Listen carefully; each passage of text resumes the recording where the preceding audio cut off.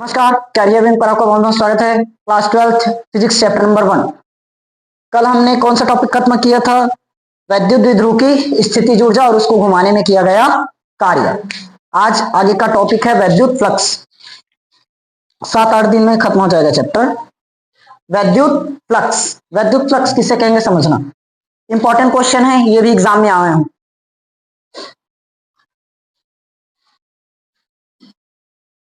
वैद्युत flux English में लिखे ना, इलेक्ट्रिक फ्लक्स लिख दूं। Electric flux. देखो वैद्युत फ्लक्स क्या होता है। कोई भी वैद्युत क्षेत्र है, उस वैद्युत क्षेत्र में कोई एक पृष्ठ रखा है, मतलब कोई भी वस्तु है उसका पृष्ठ क्षेत्रफल लेना है। एक वैद्युत क्षेत्र है, उसमें कोई एक वस्तु रखना है, या तो कुछ भी रहे जिसका पृष्ठीय क्षेत्रफल होना चाहिए।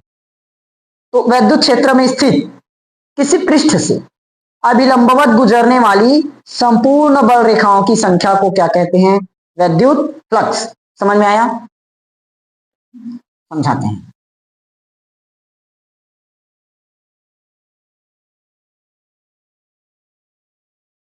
जैसे ये हो गया हमारा क्या चीज है?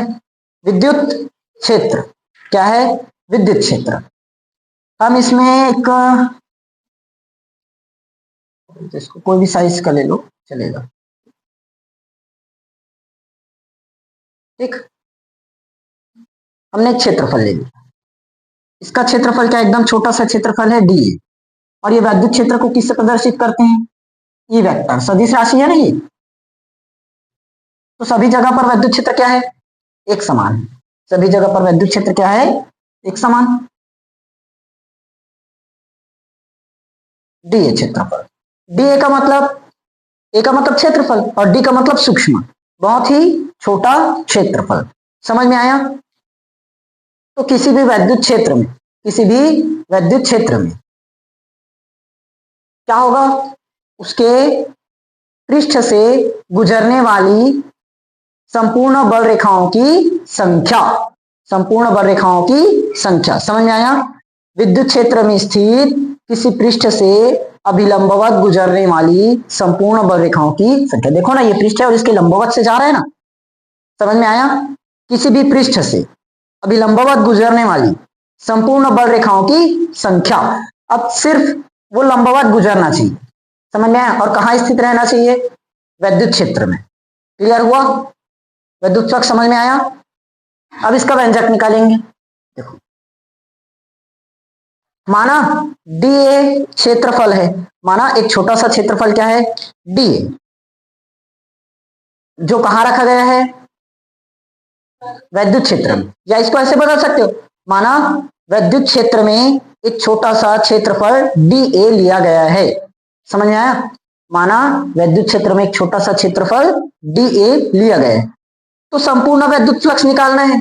संपूर्ण वैद्युत फ्लक्स इसको दर्शाते, इसको नहीं बताया था ना, फाई ई से दर्शाएंगे, ठीक। इसे प्रदर्शित करते हैं फाई ई। फाई का मतलब फ्लक्स होता है, ई का मतलब इलेक्ट्रिक, इलेक्ट्रिक फ्लक्स। समझ में आया? तो हमने क्या मान लिया? वैद्युत क्षेत्र में एक छोटा सा क्षेत्रफल क्या है? D A. तो ई वेक्टर और D A vector, E A vector, E vector और डी ए वेक्टर, दोनों का अदिश गुणनफल, दोनों का अदिश गुणनफल अगर हम निकालें तो क्या निकल जाएगा? Electric flux. समझ में आया क्यों निकाले?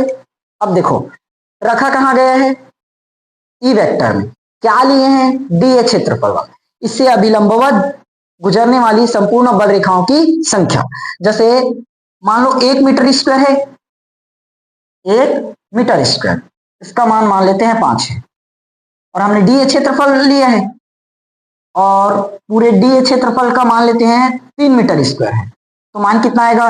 1 से 3 किए तो 5 दिया 15, टोटल वैल्यू कितना आ जाएगा? 15। मतलब अदिश गुणनफल करना पड़ा। इसी को तो बोलते हैं क्या? 2i इंटू 3j, ये होता है ना अदिश गुणनफल। सॉरी, 2i इंटू 3i, 3 दूनी 6। तब मान निकलता है। अदिश और सदिश गुणनफल जानते हो ना, अदिश गुणनफल जिसमें डायरेक्ट गुणा होगा और सदिश गुणनफल जिसमें मॉड लगाकर निकालते हैं आईजेके करके। समझ में आया? अब शुरुआत से थ्योरी देखो। विद्युत क्षेत्र में स्थित किसी पृष्ठ से अभिलंबवत गुजरने वाली संपूर्ण बल रेखाओं की संख्या। अब विद्युत क्षेत्र हमने ऐसे दर्शाया, विद्युत क्षेत्र ऐसे भी दर्शा सकते हैं ना, चलेगा। क्लियर हुआ? थ्योरी याद हुआ? विद्युत क्षेत्र में स्थित किसी पृष्ठ से गुजरने वाली संपूर्ण बल रेखाओं की संख्या क्या कहलाएगी? विद्युत फ्लक्स। किससे दर्शाए? Phi E. फिर हमने डेरिवेशन के लिए क्या माना विद्युत क्षेत्र में एक छोटा सा क्षेत्रफल डी ए लिया गया है। विद्युत क्षेत्र में एक छोटा सा क्षेत्रफल डी ए लिया गया है। तो ई वेक्टर और डी ए वेक्टर के अदिश गुणनफल को डी ए क्षेत्रफल से गुजरने वाला संपूर्ण विद्युत फ्लक्स कहेंगे। समझ में आया? देखो, क्षेत्रफल कहां से गुजरेगा? डी ए क्षेत्रफल से। थ्योरी में स्टार्ट में ही बताया ना, किसी पृष्ठ से अभिलंबवत गुजरने वाली संपूर्ण बल रेखाओं की संख्या। तो हमने कौन सा पृष्ठ लिया? डी ए पृष्ठ। तो गुजरेगा कहां विद्युत फ्लक्स? डी ए पृष्ठ से गुजरेगा। तो वो क्या बनेगा? अभी इसका न्यूमेरिक वैल्यू समझाया गया ना इधर, E vector into D A vector, दोनों के अदिश गुणनफल निकालना पड़ेगा। दोनों के अदिश गुणनफल को डी ए क्षेत्रफल से गुजरने वाला संपूर्ण विद्युत फ्लक्स कहेंगे। अब समझ में आया थ्योरी? क्लियर हुआ? विद्युत क्षेत्र में हमने क्या लिया? एक छोटा सा क्षेत्रफल डी ए लिया। तो ई वेक्टर और डी ए वेक्टर, इसके अदिश गुणनफल को डी ए क्षेत्रफल से गुजरने वाला संपूर्ण विद्युत फ्लक्स कहेंगे। अब हुआ? नहीं हुआ होगा तो वीडियो देखना रिपीट करके, इतने में और कुछ नहीं समझा सकते। समझ में आया? चलो आगे बढ़े। निकालना क्या है? संपूर्ण विद्युत फ्लक्स। बताओ किससे दर्शाए? फाई ई से विद्युत फ्लक्स। अब बताओ, फाई दर्शा दिए, ये विद्युत फ्लक्स है। कहां से गुजरेगा विद्युत फ्लक्स? डी ए क्षेत्रफल से। कहां से गुजरेगा? डी ए क्षेत्रफल से। निकालना कैसे है? किसका अदिश गुणनफल? ई वेक्टर और डी ए वेक्टर, दोनों का अदिश गुणनफल पता करना पड़ेगा, क्योंकि क्षेत्रफल है तो दोनों को गुणा करोगे। समझ में आया? अब पूरे का क्या कर देंगे? समाकलन। पूरे का क्या करना पड़ेगा? समाकलन, क्योंकि पूरे का योग निकालना पड़ेगा ना, जितनी जगह से होकर गुजर रहा है उस पूरे का योग पता करना, इसलिए क्या किए? समाकलन। अब फॉर्मूला जानते हैं क्या होगा? बताओ ना। चूंकि ए वेक्टर इंटू बी वेक्टर बराबर ए बी कॉस थीटा, और इसकी जगह क्रॉस रह जाता तो साइन थीटा बनता, याद रखना। तो ये हो गया फाई ई बराबर ई वेक्टर और डी ए वेक्टर, सेम इसकी जगह दिखा ई और डी ए, तो E D A cos theta बनेगा, E D A cos theta. समझ में आया? देखो, E vector A vector, D A vector B vector आया, तो ए की जगह सिर्फ क्या आया? ई, तो E D A cos theta हो गया। तो क्या होगा? यहां से ई और डी ए बाहर आ जाएगा, अंदर में क्या बचा? अरे एक मिनट, सॉरी, गलत कर दी। थीटा के सापेक्ष थोड़ी ना समाकलन हो रहा है। समाकलन किसके सापेक्ष हो रहा है? डी ए के सामने डी है ना, तो समाकलन किसके सापेक्ष है? ए के सापेक्ष। तो ई कांस्टेंट बाहर आया, कॉस थीटा कांस्टेंट बाहर आया, अंदर क्या बचा? डी। और बताओ डी इसका समाकलन ए, तो ई ए कॉस थीटा, ये क्या है हमारा? फाई। समझ में आया? निकला व्यंजक? इंपॉर्टेंट क्वेश्चन है। इतने तो व्यंजक है।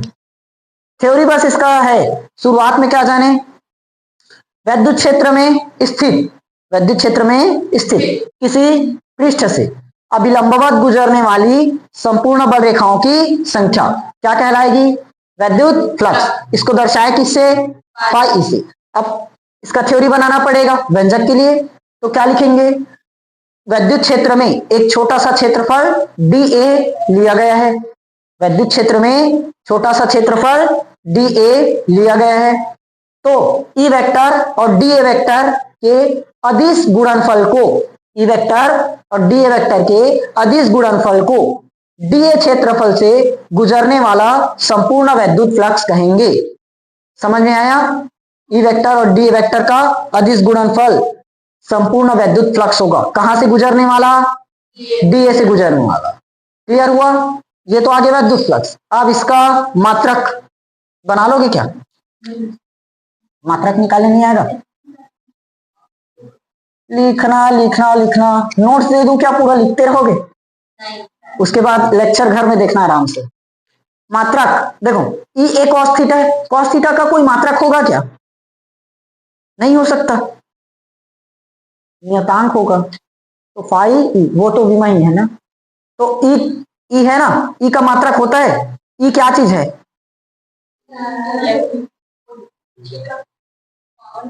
न्यूटन प्रति कूलाम, न्यूटन प्रति कूलाम, एकांक आवेश पर लगने वाला, ये मतलब नहीं जानते कोई बात नहीं, क्षेत्रफल, क्षेत्रफल, क्षेत्रफल मतलब लंबाई गुणित चौड़ाई, तो मीटर का स्क्वायर, मीटर का क्या होगा, स्क्वायर। समझ में आया, ये निकल जाएगा। और इसका डायरेक्ट एक और मात्रक है, याद रखना, पाई का। अरे अगर मान लो मात्रक पता नहीं है ना, तो इसकी मदद से निकाल सकते हो, फॉर्मूला याद है, ई ए कॉस थीटा। लेकिन जब न्यूमेरिकल सवाल आएगा उसमें वैद्युत फ्लक्स का मात्रक डायरेक्ट वोल्ट मीटर दिया रहेगा, वोल्ट मीटर। कंफ्यूज ना होना।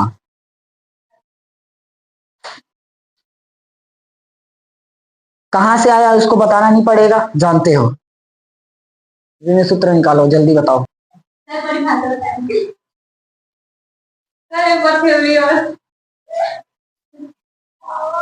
अगला लिखो विमेय सूत्र। देखो विमेय सूत्र कैसे निकलेगा, न्यूटन प्रति कूलाम और मीटर का स्क्वायर। न्यूटन का एम एल बताओ जल्दी, एम एल टी माइनस 2 होगा, सी मतलब कूलाम, कूलाम का एटी होगा, और ये मीटर स्क्वायर, मीटर स्क्वायर मतलब एल का स्क्वायर निकलेगा। तो देखो ये हो गया एम का एम, एल की पावर 1 और एल की पावर 2, तो टोटल एल की पावर, ये टी की पावर +1 ऊपर में जाएगा तो -1, तो -2 और -1 माइनस का 3 होगा, और a +1 है ऊपर में जाकर a इनवर्स बन जाएगा। तो फाइनली क्या बना, m l cube t minus cube a inverse. समझ में आया, विमेय सूत्र क्लियर हुआ। चलो आगे, अगला हेडिंग है विद्युत फ्लक्स के प्रकार, मिटा दें। अगला विद्युत फ्लक्स के प्रकार, टाइप्स ऑफ इलेक्ट्रिक फ्लक्स, विद्युत फ्लक्स के प्रकार।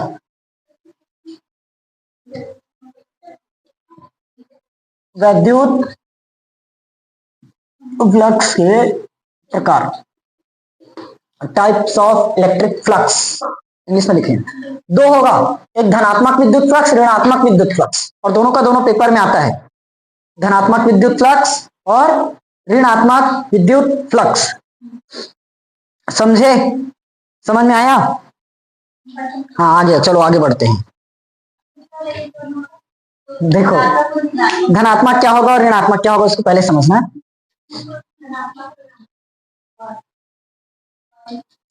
जब किसी पृष्ठ से गुजरने वाली बल रेखा बाहर की ओर जा रही है तो उसको बोलेंगे धनात्मक विद्युत फ्लक्स।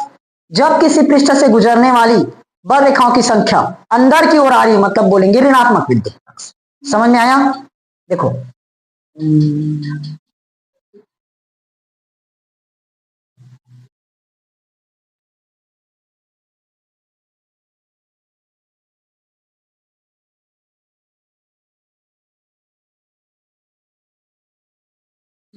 केकड़ा, सुनो क्या बताए, जब किसी पृष्ठ से गुजरने वाली बल रेखाओं की संख्या अगर बाहर की ओर जा रही है तो धनात्मक, अंदर की ओर आ रही है मतलब हाँ। तो देखो ध्यान से, ये धनात्मक है, बाहर की ओर जा रही है, देख लो पूरा बाहर निकल रहा है, और ये वाला भी बाहर ही जा रहा है, तो ये कैसा है, पूरा धनात्मक। अब इसमें देखो ये बाहर की ओर जा रही है कि अंदर की ओर, अंदर की ओर, तो ये कैसा हुआ, ऋणात्मक। समझ में आया? धनात्मक ऋणात्मक क्लियर। जब किसी पृष्ठ से गुजरने वाली बल रेखाओं की संख्या, ध्यान से सुनना, इस बार दोबारा नहीं बोलूंगा, लिखना नहीं। जब किसी पृष्ठ से गुजरने वाली बल रेखाओं की संख्या बाहर की ओर जा रही है तो धनात्मक विद्युत फ्लक्स, अंदर की ओर आ रही है मतलब ऋणात्मक विद्युत फ्लक्स होगा। समझ में आया? क्लियर हुआ?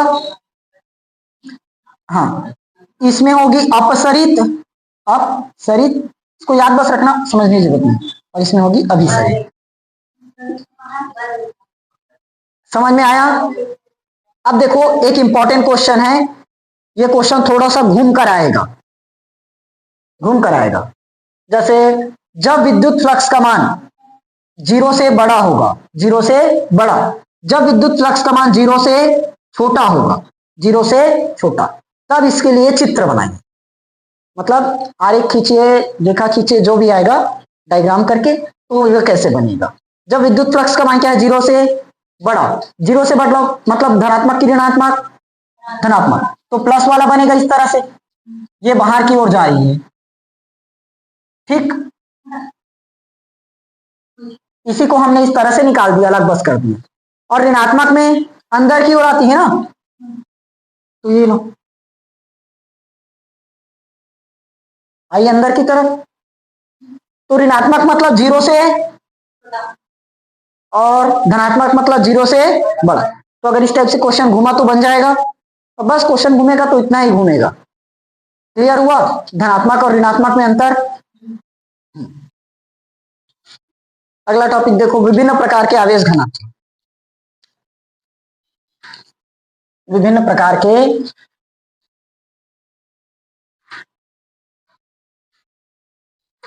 विभिन्न प्रकार के आवेश घनत्व, आवेश घनत्व, राइटिंग बदला,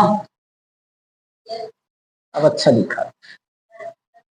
देखो इस चैप्टर में जितना भी अभी तक थ्योरी डेरिवेशन पढ़े हैं ना, हर एक क्वेश्चन कोई ना कोई साल आ चुका है, तो कोई भी क्वेश्चन स्किप करने की मत सोचना इस चैप्टर में, बहुत इंपॉर्टेंट चैप्टर है, पहला ही चैप्टर।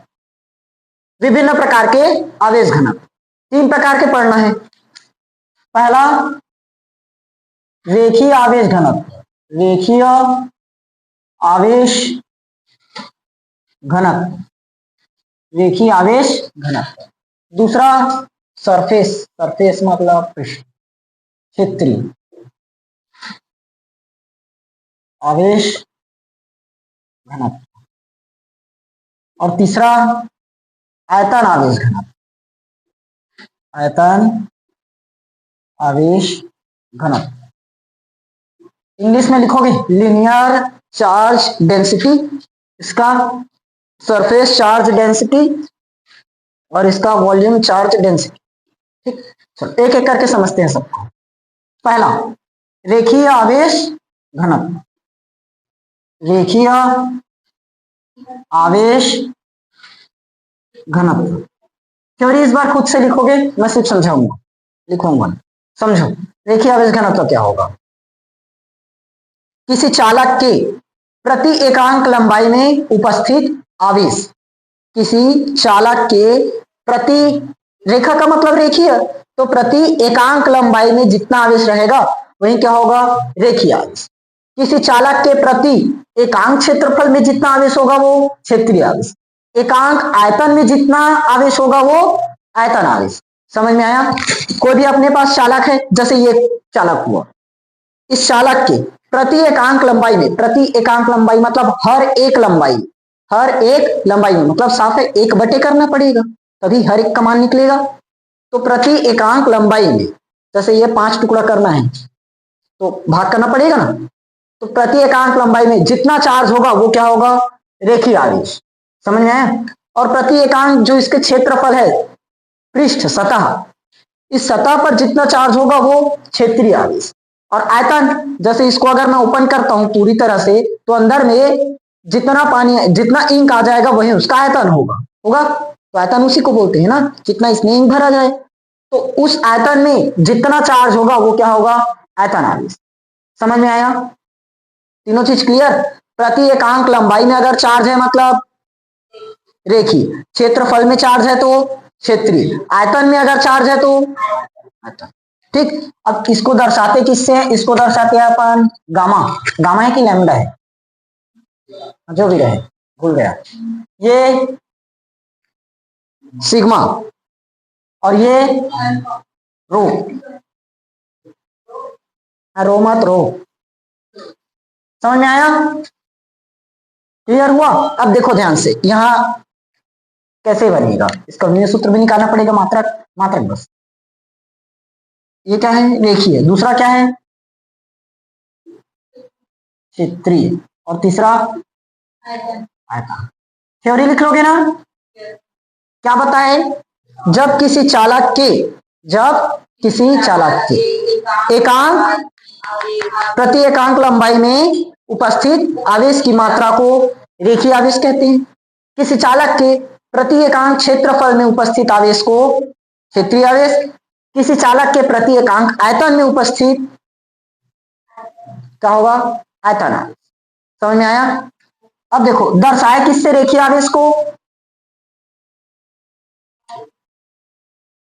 लैम्डा बराबर क्या होगा? क्षेत्रीय, रेखीय मतलब लंबाई L, प्रति एकांक लंबाई, इसका मतलब प्रति एकांक लंबाई में उपस्थित आवेश। समझ में आया?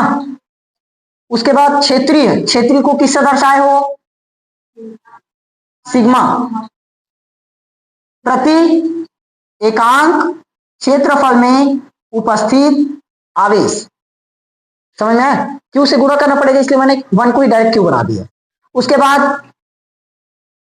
प्रति एकांक आयतन में उपस्थित आवेश, इसीलिए मैं क्यू को इसमें ला दिया क्योंकि क्यू का गुणा होगा ना।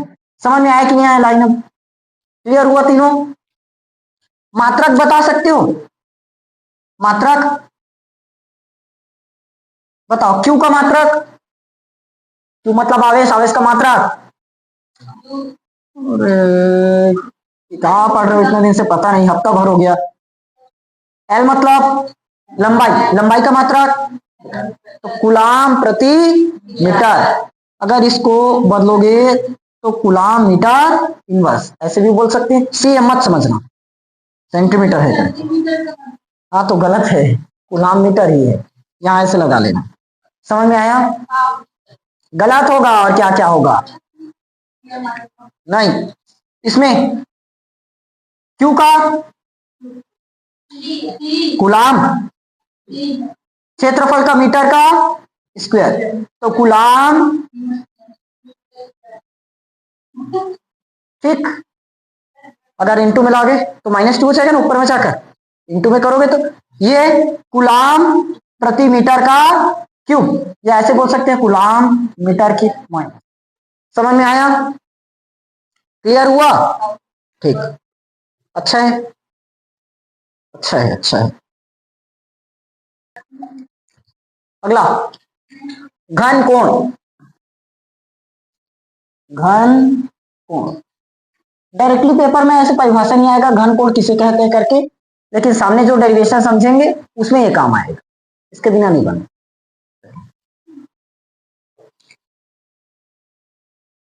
कोई भी गोलीय पृष्ठ है, उस गोलीय पृष्ठ पृष्ठ का जो छोटा सा क्षेत्रफल है, वो क्षेत्रफल द्वारा केंद्र पर जितना कोण बनेगा वही क्या कहलाएगा, उसका घन कोण। समझ में आया? किसी गोलीय पृष्ठ का क्षेत्रफल गोले के केंद्र पर जितना कोण बनाएगा वही क्या कहलाएगा, घन कोण। किसका घन कोण? उस गोले का घन कोण। समझ में आया? जैसे समझो इसमें देखो, अब वो नाम है तो नाम है, उसको कैसे करोगे? जैसे अभी इसके सामने नियम आएगा गॉस का प्रमेय, अब गॉस ही नाम के हुआ बोलोगे, वो कैसे होगा? वो तो उसका नाम ही है। वैसे ये नियम है घन कोण। देखो ये गोलीय पृष्ठ का क्षेत्रफल हुआ, एक गोलीय पृष्ठ बनाए, हमने छोटा सा क्षेत्रफल ले लिया, छोटा सा इसलिए क्या मान दी इसको, डी ए। क्या ले लिए? डी। समझ में आया? अब ये छोटा सा क्षेत्रफल इस गोलीय पृष्ठ के केंद्र पर, इस पर केंद्र पर एकदम ज्यादा तिरछा हो। अरे भाई जैसे बना था वही सही था। ठीक, ये केंद्र मान लेना ना इसको, ये बिगड़ गया मेरे से। अरे गोला क्यों बड़े हो, बिगड़ जाएगा पूरा का पूरा। चलो ना, समझो, समझ में आना चाहिए। ये केंद्र ओ हुआ। अब देखो ये गोली पृष्ठ है और ये उस पर हमने छोटा सा हिस्सा लिया डी ए। अब ये डी ए क्षेत्रफल गोले के केंद्र पर देखो कोई कोण बनाया है, बनाया, यही कोण क्या कहलाएगा, घन कोण। दर्शाएंगे किससे? ओमेगा से। ठीक, किससे दर्शाएंगे? ओमेगा से। अब छोटा सा क्षेत्रफल है तो केंद्र पर एकदम बड़ा कोण बना पाएगा क्या?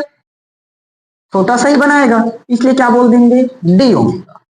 समझ में आया? और इसके बीच की दूरी को अपन क्या मान देंगे, आर। बीच की दूरी को क्या मानेंगे? समझ में आया थ्योरी? गोलीय पृष्ठ का क्षेत्रफल गोले के केंद्र पर जितना कोण अंतरित करता है वही क्या कहलाता है, उस क्षेत्रफल का घन कोण कहलाता है।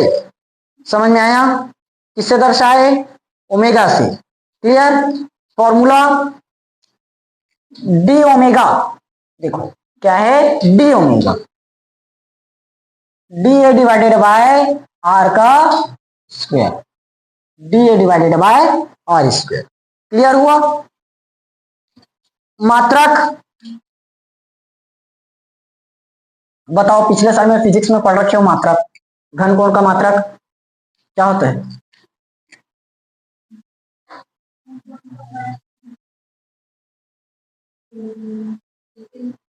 स्टेरेडियन। स्टेरेडियन याद आया? कुछ नहीं आया? कुछ कोई बात नहीं, कुछ समझ में आया? अब जैसे हमने एक अंक आवेश निकाला था, याद है, हर एक मान को एक रख दिया था, तो वैसे यहां पर अगर मैं एक स्टेरेडियन निकालना चाहूं तो कैसे निकलेगा? एक स्टेरेडियन, एक स्टेरेडियन कैसे निकालोगे? बताओ ना कैसे निकलेगा? डी ओमेगा का मान एक आना चाहिए। कब निकाल सकते हैं? जब डी ए बराबर क्या रहे, आर का स्क्वायर रहे। यदि डी ए बराबर क्या रहे, आर स्क्वायर, तो ये हो गया डी ओमेगा, डी ए की जगह आर स्क्वायर की जगह आर स्क्वायर, खत्म। तो डी ओमेगा क्या आया, एक, और मात्रक क्या है इसका, स्टेरेडियन, एक स्टेरेडियन। समझ में आया? क्लियर हुआ? देखो अपने को बनाना क्या है, एक, क्या लाना है, एक स्टेरेडियन। तो इसको एक कैसे बना सकते हो, जब ऊपर और नीचे कट जाए, ऊपर और नीचे कटे तभी एक बनेगा ना। तो डी ए की जगह क्या रखोगे, आर स्क्वायर, या आर स्क्वायर की जगह डी ए, तभी तो डी ए से डी ए कटेगा, या आर स्क्वायर से आर स्क्वायर कटेगा। आया? जैसे Q बराबर Q is equal to I into T होता है ना। अगर मुझे Q का मान एक कूलाम चाहिए, Q का मान कितना चाहिए, एक कूलाम, तो विद्युत धारा को कितना रखना पड़ेगा, एक एम्पियर, समय को कितना रखना पड़ेगा, एक सेकेंड, तो एक एकम एक, और मात्रक निकल जाएगा कूलाम। अब आया? तभी तो एक निकलेगा। क्लियर हुआ?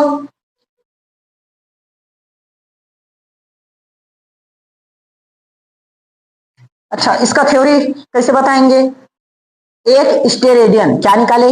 एक स्टेरेडियन वह घन कोण है जो त्रिज्या के वर्ग के, देखो आर मतलब त्रिज्या और स्क्वायर, तो त्रिज्या के वर्ग के क्षेत्रफल के बराबर केंद्र पर बनाता है। समझ में आया? एक स्टेरेडियन वह घन कोण है जो त्रिज्या के वर्ग के क्षेत्रफल के बराबर केंद्र पर अंतरित करता है या बनाता है। समझ में आया? क्लियर हुआ? एक स्टेरेडियन समझ में आया? त्रिज्या के वर्ग के क्षेत्रफल के बराबर केंद्र पर कोण बनाता है या अंतरित करता है। समझ में आ गया? अगला, गोले के, अभी तो हमने एक स्टेरेडियन लिया,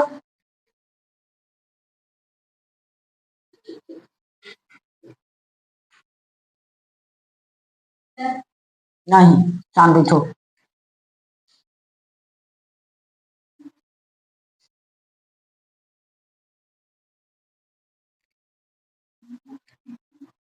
गोले के संपूर्ण पृष्ठ के लिए, गोले के संपूर्ण पृष्ठ, बताओ संपूर्ण पृष्ठ का क्षेत्रफल क्या होता है? गोले का संपूर्ण पृष्ठ का क्षेत्रफल 2πr हुआ। इतना पीटूंगा ना समझ में आएगा। संपूर्ण पृष्ठ का क्षेत्रफल क्या है? 4πr। गोले का संपूर्ण पृष्ठ क्षेत्रफल याद नहीं है अभी तक। देखो डी ओमेगा, तो क्षेत्रफल, ए का मतलब क्षेत्रफल ना, तो क्या हो जाएगा 4πr और नीचे में क्या है? कटा, तो डी ओमेगा क्या पता चल गया अपना? 4π। समझ में आया? तो अब इसका थ्योरी कैसे बनेगा? गोले का संपूर्ण क्षेत्रफल, गोले का संपूर्ण क्षेत्रफल गोले के केंद्र पर कितना कोण बनाता है? कितना कोण बनाया? 4π। तो क्या पता चला? जो गोले का संपूर्ण पृष्ठ क्षेत्रफल है गोले के केंद्र पर कितना कोण बनाएगा? 4π कोण बनाएगा। समझ में आया? ये गोला है, इसका संपूर्ण पृष्ठ का क्षेत्रफल क्या होगा? 4πr²। कितना होगा? 4πr², और नीचे में r² है, ये कट जाएगा, तो कितना कोण बना पाया? 4π। समझ में आया? थ्योरी सिर्फ इतना ही रहेगा, गोले का संपूर्ण क्षेत्रफल गोले के केंद्र पर 4π कोण अंतरित करता है। समझ में आया थ्योरी? चलो एक बार स्टार्टिंग से रिवीजन करें। सबसे पहले हमने क्या जाना था? रेखीय आवेश घनत्व, उसके बाद क्षेत्रीय आवेश घनत्व, फिर आयतन आवेश घनत्व। एकांक लंबाई पर जितना आवेश होगा वो क्या होगा? रेखीय आवेश, कूलाम प्रति मीटर। फिर उसके बाद क्षेत्रीय में प्रति एकांक क्षेत्रफल में जितना आवेश होगा वो क्षेत्रीय आवेश, कूलाम प्रति मीटर स्क्वायर। उसके बाद आयतन में प्रति एकांक आयतन में उपस्थित आवेश की मात्रा, वो क्या हो जाएगा? आयतन आवेश घनत्व कूलाम प्रति मीटर का क्यूब। समझ में आया? उसके बाद जाने घन कोण, कोई भी गोलीय पृष्ठ है उस पर छोटा सा हिस्सा डीए लिया गया है, तो उस छोटे से हिस्से के कारण गोले के केंद्र पर जितना कोण बनेगा वही क्या कहलाएगा? घन कोण। यानी कि गोलीय पृष्ठ का क्षेत्रफल गोले के केंद्र पर जितना कोण बनाता है वही क्या कहलाता है? उसका घन कोण। तो घन कोण ये रहा, एक स्टेरेडियन जाने, डी बराबर क्या ले लिए? r², तो r² से r² खत्म, आ गया एक स्टेरेडियन। तो यहां थ्योरी क्या बना? एक स्टेरेडियन वह घन कोण है जो त्रिज्या के वर्ग के क्षेत्रफल के बराबर केंद्र पर अंतरित करता है। समझ में आया? अगर इस संपूर्ण पृष्ठ के लिए तो संपूर्ण पृष्ठ का क्षेत्रफल जानते हो 4πr², और नीचे में r² पहले से है, r² से r² कटा तो 4π आया। तो इसका मतलब क्या पता चला? जो गोलीय पृष्ठ का संपूर्ण क्षेत्रफल है वो केंद्र पर सिर्फ 4π की कोण बनाता है। समझ में आया? क्लियर हुआ? अब आएगा गॉस का, कल पढ़ेंगे गॉस का।